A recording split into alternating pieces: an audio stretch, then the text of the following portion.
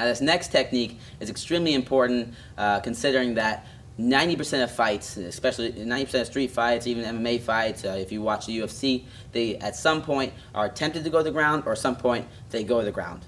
And right now you've learned some striking, you learned your jab, your cross, your uppercuts, you learned where to hit somebody, you're becoming a professional striker, and that's great, you know. But if you can't defend a takedown, somebody takes you down, now you're in trouble, now you're in their world. So we want to learn how to stop takedowns so we can keep it on standing, sort of like a Chuck Liddell. If you've ever seen Chuck Liddell, UFC Hall of Famer, he was a really good wrestler. He knew jiu-jitsu, but his top thing was striking. He was an amazing striker who good at knocking people out. But what he's even better at is making it so people couldn't take him down by sprawling, right? It's called sprawl and brawl. It's a technique. So we want to learn how to sprawl so we can, punch, keep our hands up, good striking, and eventually knock somebody out. Or just, it's also on top of that a really good workout for your hamstrings, your lower back. It'll help prevent lower back pains and strengthen the whole back side of your body. So normally somebody, when they try to take you down, Angela's going to do a basic kind of thing. She just tries to attack my legs, right? So when they grab your legs, she grabs my legs, boom, we grab our legs. We want to get our legs back, so that's why we use our sprawl, okay? I'm going to demonstrate. She goes to attack me now. She's pushing forward. I want to kick my legs back, put all my weight on her, and sprawl, blah, and it's going to flatten her out. See how she flattens out now? She's dead, all right? I keep my hips back. I push back, and I circle, all right? So I'm going to demonstrate without Angela, so I don't have to beat her up that bad. But the sprawl is somebody is attacking my legs. They're attacking me, so I want to get my hips back, and they're under me, so I want to drop down like an avalanche on top of them, flatten them out, and I can push away, get up, or if I want to go to my jiu-jitsu game or wrestling game, I can get on top of them. Yeah, we're going to learn that later. So the sprawl, I put my hands where my feet were, my hips go to the ground, as I'm trying to get my hips away from them, my chest stays up. So it's going to look like this. Hands where my feet were, my feet are there, my hands are going right there. My hips are laying flat to the ground, my chest is up, I'm looking up, and my feet are laces down. That meaning I don't want to drive my feet into the ground, like so, and keep my hips down, because if they push into me, my feet are going to act like planning, and it's going to allow them to get back under me. I want to have my laces down, so if they push, I slide. Okay, so we sprawl with laces down, all right? Hips to the ground, hands where your feet were. So my feet are here. When I sprawl, Angela comes to attack my legs. Let's say she came to attack my legs. I'm going to get my hands back. I'm going to go, she's underneath me. I'm going to sprawl on top of her like an avalanche. 1, 2, 3, and my hips are on the ground. Heads up, chest up, and from here, this is our sprawl. We flatten the person out, and now you can work our game from there. So let's do it one more time. Angela wants to do it again here. So she's gonna attack me, right? Boom. She goes. Oh, I sprawl back. Boom. Put my finger and I sprawl her out. All right. And I push back, circle, and I'm off. Now the biggest thing I see 90% of people mess up this mistake right here, and I've seen top college wrestlers do this. I've trained with the guys that train out, I don't want to name any schools, but really high-level colleges and high-level wrestlers, they'll mess up on this, and basic people mess up on this as well. And you're not going to mess up on it because you're going to know it now. So we'll sprawl perfectly. Now, when you sprawl, somebody's attacked you. They try to take you down, right? A sprawl. Laces down, head up, all right? Now, a big thing people do is when they sprawl, they just come right back up here in that back air stance.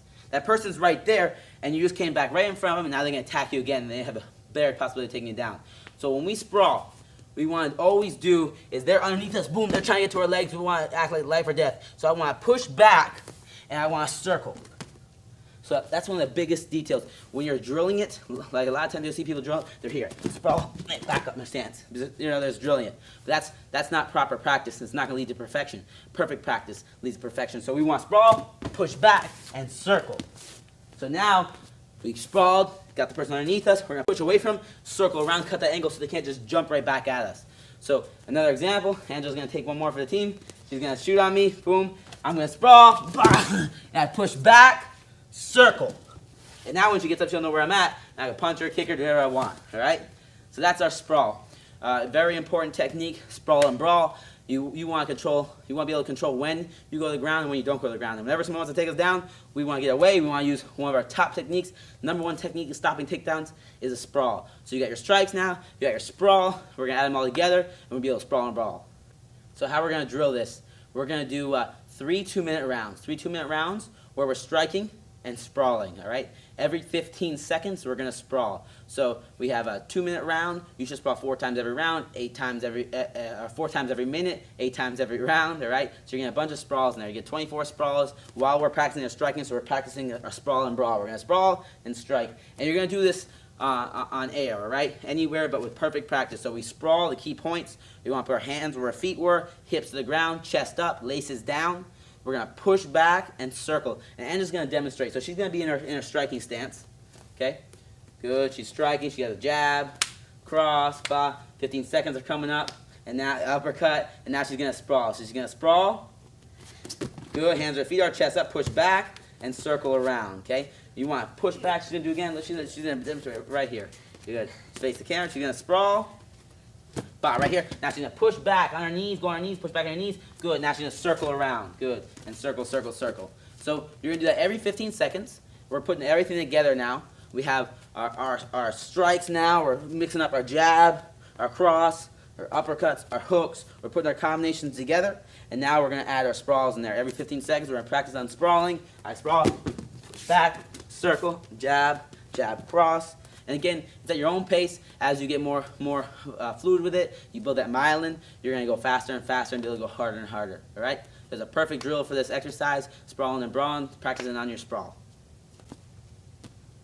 So a strengthening exercise for our sprawls, we're going to demonstrate, we're going to use a medicine ball for this. Angela's going to demonstrate the first sprawls. We need to really strengthen our backside, our hamstrings. That's help us push back our lower back so we can arch. It's all our backside where we're hipping into them, right? That's we're using our core and our legs. So what Angela's going to do, just to practice these sprawls and get more explosive with the sprawls and build up your hips, because hips are one of the most important things in striking, in wrestling, and jiu-jitsu, all right? So this is just strictly for strengthening. It's not exactly for technique because we're not going to be pushing back and circling. What we're going to do, Angela's going to put her hands on the ball.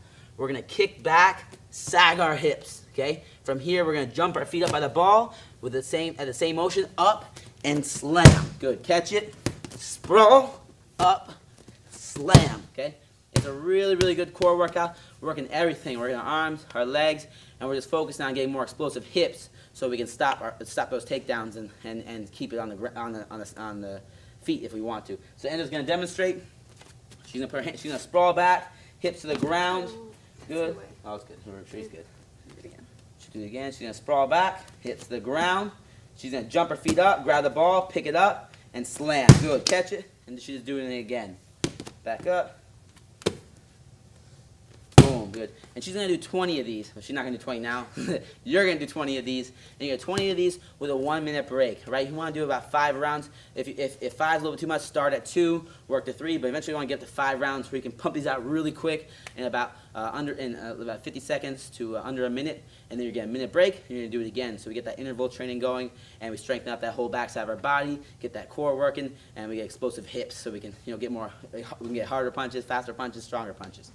Hey, real quick, one more thing before you go. I want to make sure you know that there is no correlation between how hard you work and how much fat you melt or how much muscle you build. All right? There's enough science, enough data out there that there's absolutely no correlation between hard work and results. All right? There's a difference between movement and achievement. All right? If you want to learn my best tips, what I call the 5% hacks that allow you to get maximum results, maximum fat loss, maximum lean muscle gain, I want you to go to the link that's on the bottom of this page, or you can click on the link in the description. All right, you're going to get a complete system for melting fat in an intelligent and streamlined system. I'll see you there.